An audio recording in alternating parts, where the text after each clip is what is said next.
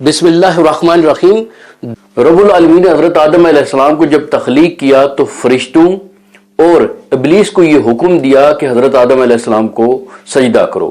فرشتوں نے رب العالمین کی بات کو مانا اور حضرت آدم علیہ السلام کو سجدہ کیا، جبکہ جو ابلیس تھا وہ تکبر میں آ گیا، کہنے لگا کہ میں آگ سے بنا ہوں، حضرت آدم علیہ السلام مٹی سے بنے ہیں، میں انہیں سجدہ کیوں کروں؟ اس نے تکبر کیا۔